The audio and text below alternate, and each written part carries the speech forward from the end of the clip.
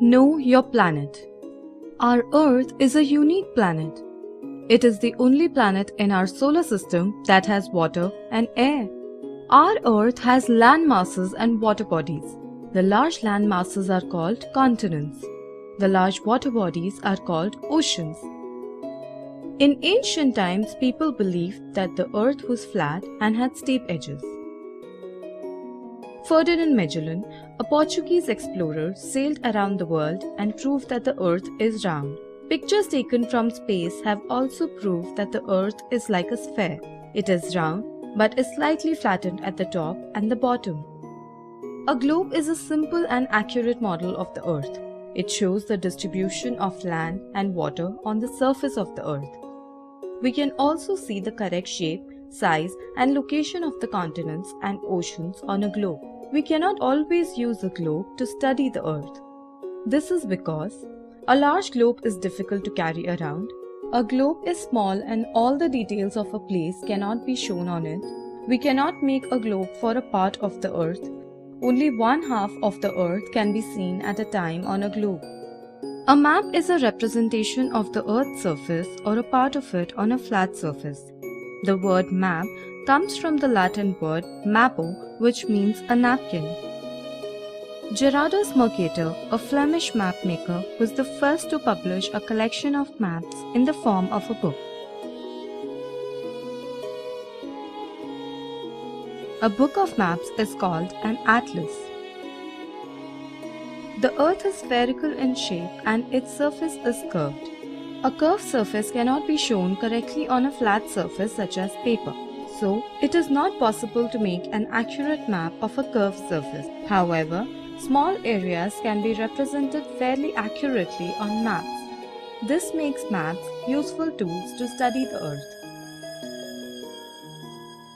There are different types of maps.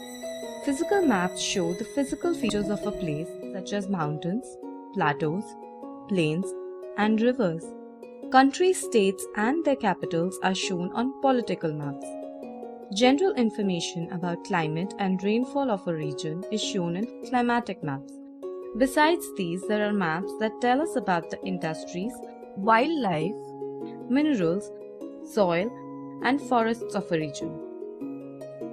Maps give us a lot of information about a country or a place. Every map has some basic features. They are as follows. Directions. All maps follow a system of directions.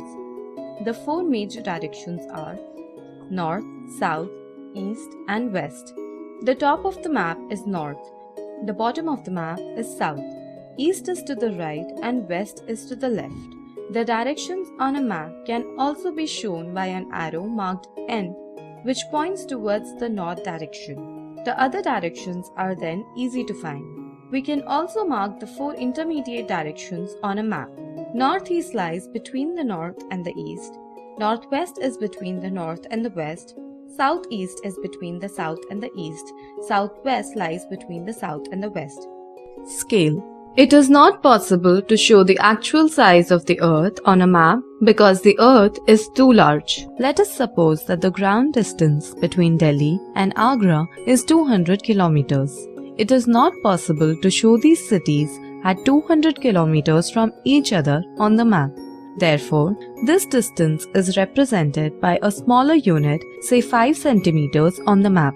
The ratio between the distance on the ground and the distance on the map is known as the scale of the map.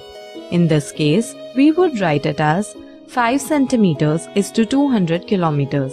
Maps are always drawn to scale. Symbols. There is not enough space on a map to show mountains, rivers, lakes, bridges, dams, temples, churches, and railway tracks. However, a map without this information would not be useful. Different symbols are therefore used on a map to give us this information. For example, the land boundary of a country is shown by thick dashes and dots in black. A city is marked by a small circle. Colors. We use different colors to show various things on a map. Generally, maps follow a common color scheme.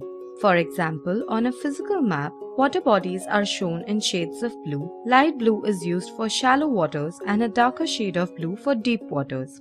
Plains or lowlands are shown in shades of green. Highlands are shown in shades of brown.